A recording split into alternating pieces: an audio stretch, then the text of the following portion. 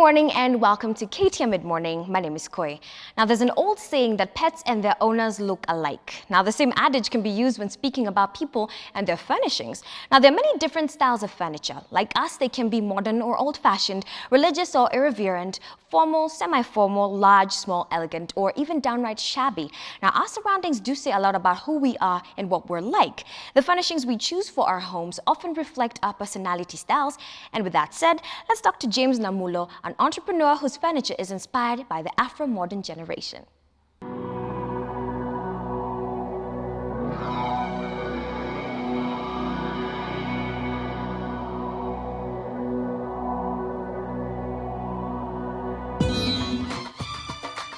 Furniture has a magnificent impact on our houses. It speaks volumes about our lifestyle. It reflects our personality, our color, and theme of choice.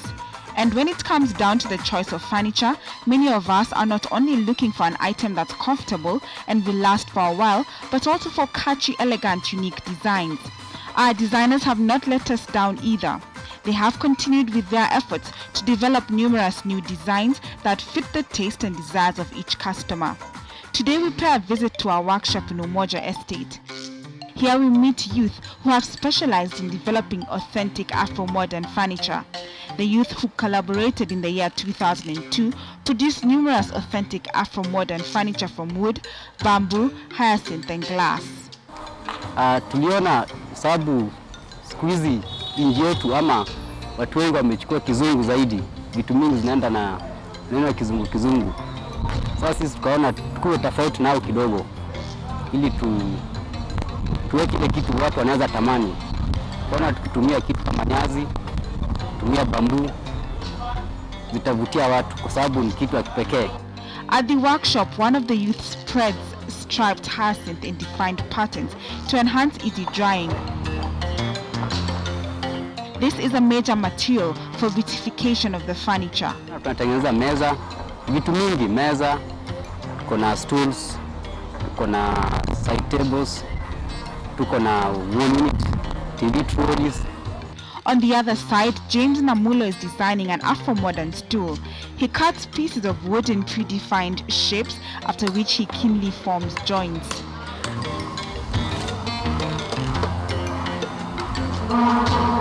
Material tunazitoa kando ya mto. Na sana ukienda kama Lake Magadi, kundo tunaenda. Hii hyacinth tunaenda kama Kisumu, kundo tunatoa hiyo hyacinth. Alafu kuna wale pia wanatoa kwa natuuzia kama tujaenda sisi wenyewe.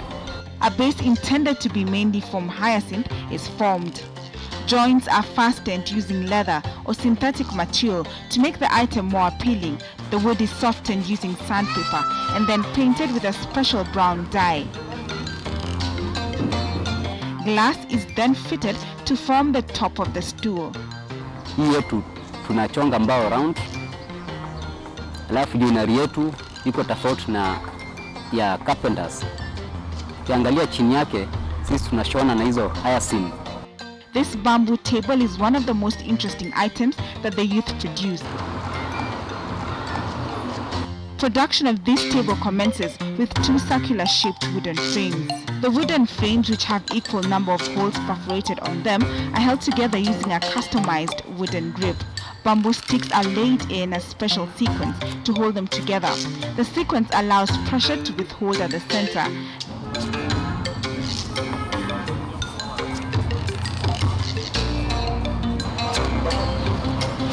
They are held together by glue and synthetic string. Glass is finally fixed at the base. The youth specialize in using the finest vintage reclaimed locally available materials. Customers tunapata. Sasa hapa tunatoa customers kama Isili, wanatoka Donholm, Embakasi, wanatoka Westlands. Themes, health-conscious finishing methods, and ethical business practices, the youth strive to give their customers the quality and service they deserve. Kwa mwezi mzuri, tunaweza uza kama 10-15 hivi. James attributes their success in winning clients to innovative designs, attention to detail, good quality, and meeting deadlines. the youth have faced major challenges, among them sourcing production materials. Kuna wakati tunakosa material kabisa kama hii ya kurembesha. Hii kazi yetu ni hyacinth na bamboo ambao peke yake haiwezi kutufanya tuuze. Through the venture, the group, which has been formed by 20 members, has been able to economically sustain themselves and their families. Sababu kwa wiki tunaweza uza kama meza 2 ama 3. The youth plan to register a company, open showrooms in different parts of the country, increase their output, and also create employment. With determination, James is optimistic of a better tomorrow and says the job has just begun.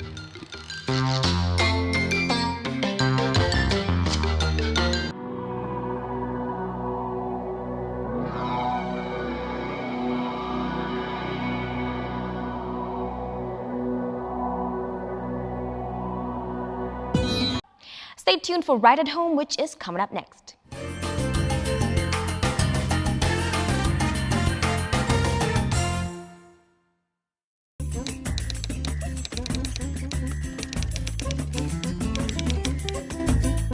There are advocates or lawyers who choose to specialize on conveyancing, and so such advocates are the ones a client should actually go and seek advice from.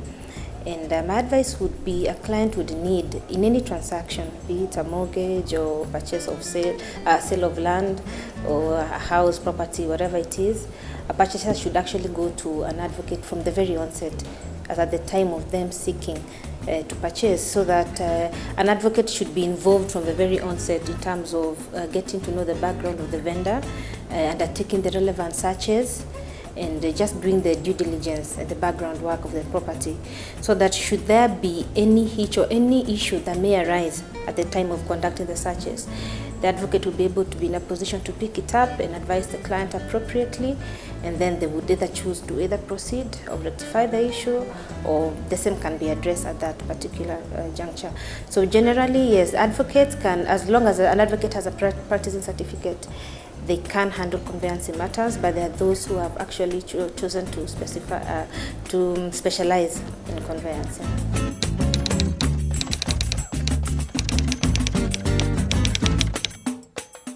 Searches are very important, and we have two kinds of searches. There's a searches that you do at the land registry. Now, it will really let you know so much on the land in terms of the history of the land, the true ownership of the land, whether the land is encumbered in any manner, or whether it is charged. By encumbered, I mean whether it has a charge or a mortgage or maybe a caveat that has been placed, whether there are other third-party interests on that particular parcel of land. And it also lets you know whether this land actually exists, because as it is right now, we have so many fake titles going around. Then where the company is involved, it's also important to undertake a search at the company registry. So this search will establish the directors of a company and the shareholders, because some people can actually claim they're selling property in the name of a certain company, and when you conduct a search at the lands office, you actually find out that it's actually under the name of that company. But when you go to the company's registry, you establish that the directors are actually different from the people who are actually fronting the sale.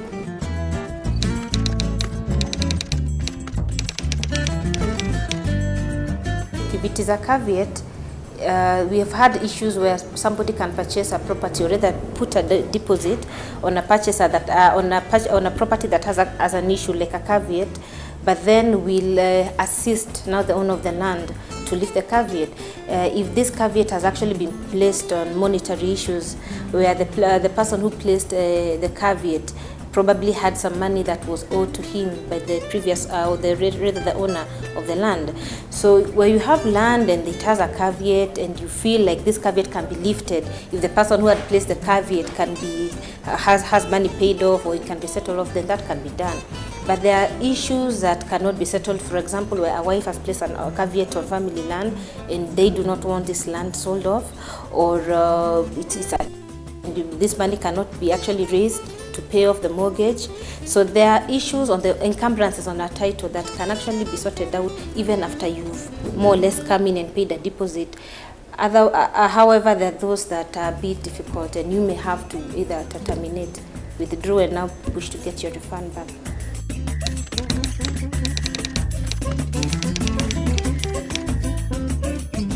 Now, considering the role the advocate plays in every transaction, I would think it would be one of the costs a purchaser or a buyer should really look into when they're either disposing of or purchasing land, considering the paramount issues, I mean, the role they play.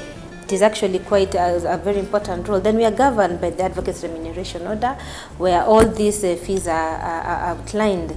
So there would not be much of an issue in saying that when you're looking at an advocate, it's an issue of cost, considering they play a very important role in my opinion, because they'd actually save you more costs. Yeah, should you have lost the land or should you have entered into a land that was probably a transaction that was fraudulent.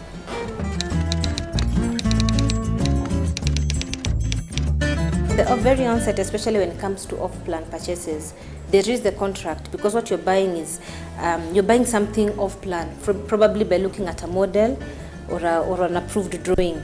The land probably at that particular time, probably even the construction work has now commenced. So at that particular stage, what you will have is a contract. And in that contract, where your advocate comes in is to interpret the clauses and to negotiate for you and ensure that there are provisions that have been set out in that agreement, ensuring that your interests are protected in the manner that should there be a delay, for example, you get paid interest, or should you decide to withdraw out of no fault of your own, or maybe because of the vendor's delay or default on his end, then you can get your refund back together with an agreed interest on top, so that you don't come out there as a loser.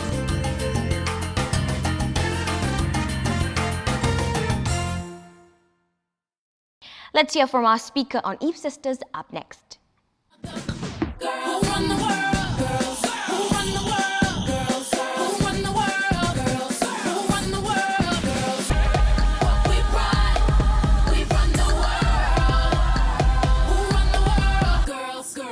By saying success is a choice. Can you repeat that? Success is a choice, okay? So you decide whether you want to succeed or not. You decide how big a success you want to be or not. And you decide even the specific areas in which you want to be successful. So it's a choice. So let no one tell you that you cannot succeed, that you're not good enough, or that you cannot make it. The only person who needs to believe they can succeed is who? Yourself. Very, very important. And so you need to plan for your success. If you don't have a plan, then you're planning to fail. We know that. We say it, but do we act it?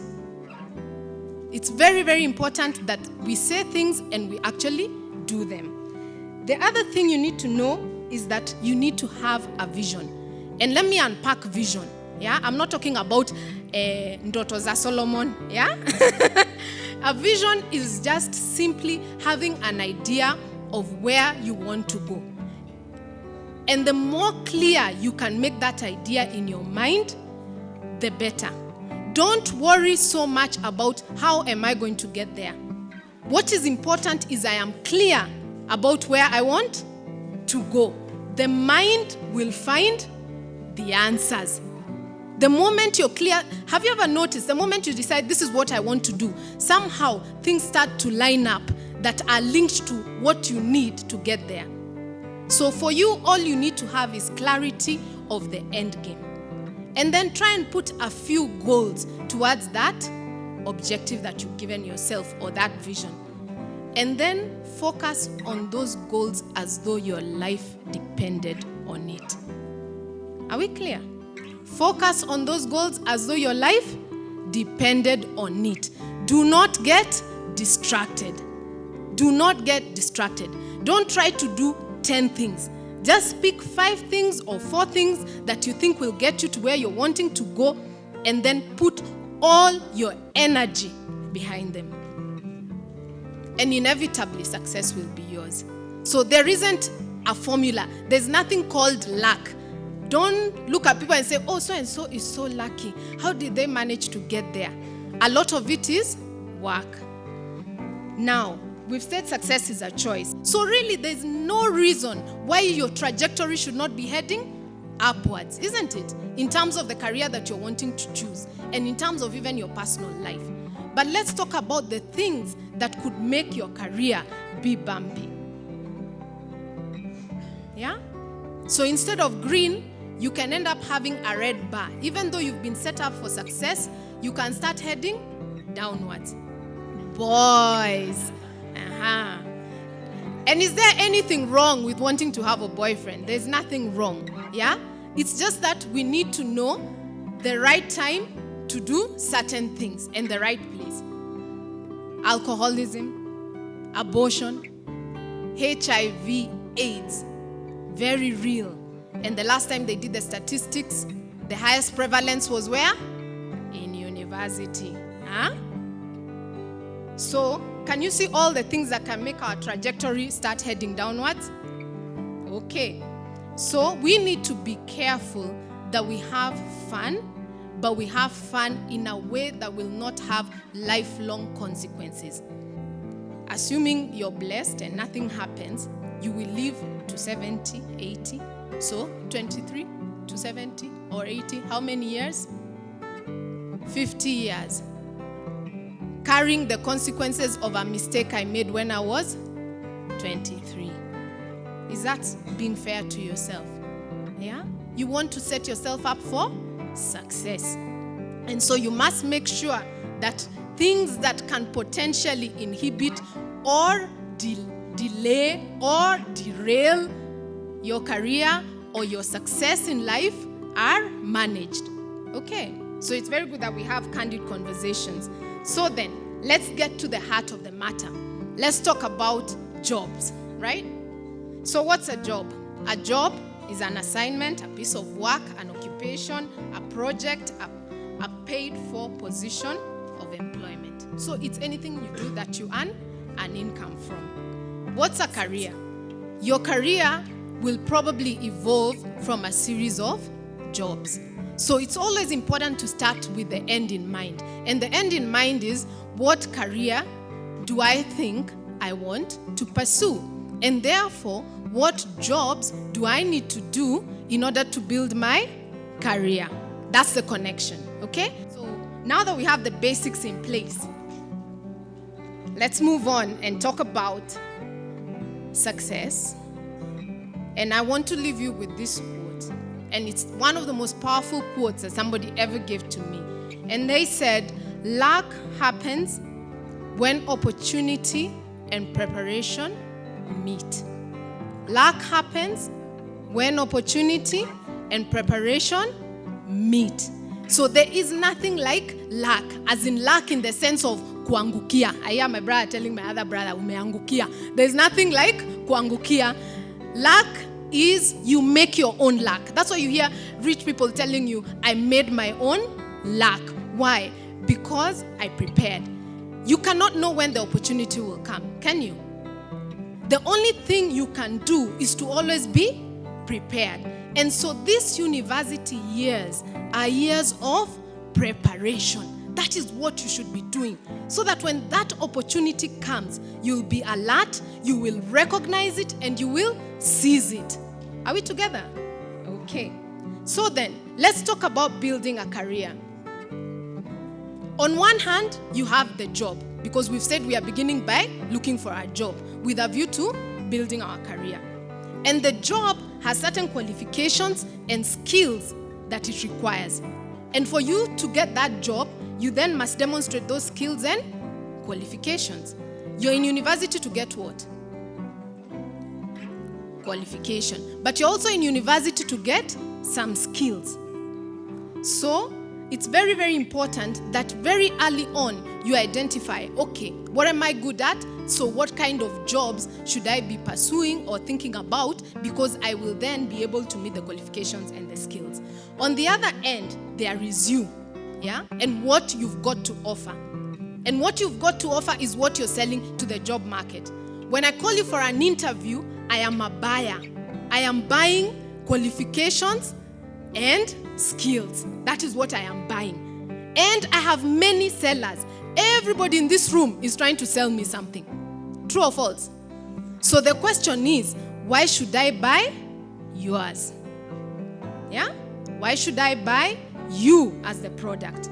And so, the thing you need to be doing in university is to say, if this is what in the market they are looking for in terms of qualifications and skills, and this is what I have got, is there a gap between what they are looking for and what I have? And then your focus should be to start closing that gap by taking very specific actions to close the gap. And this is a pattern you will repeat over and over. If today I'm aspiring to become a CEO, I must first ask, what does it take to become a CEO? What do I have to offer? What is the gap between what I have and what a CEO job requires?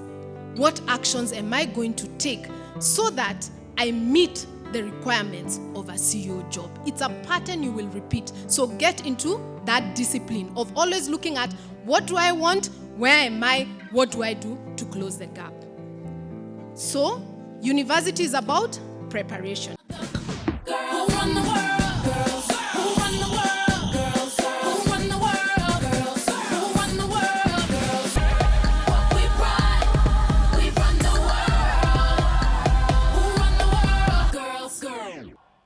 Most living room furniture in Kenya is made using wood, as it's still the most popular material. However, modern living room furniture is not limited to wood. Newer materials for building are being used, such as various types of glass, metal, and leather. Even the eco-friendly materials like bamboo can bring out a classic touch. Mid-morning at standardmedia.co.ke is our contact. You can also get in touch with us via our Facebook page. KTN Mid-Morning is a name to look out for. It's goodbye for now.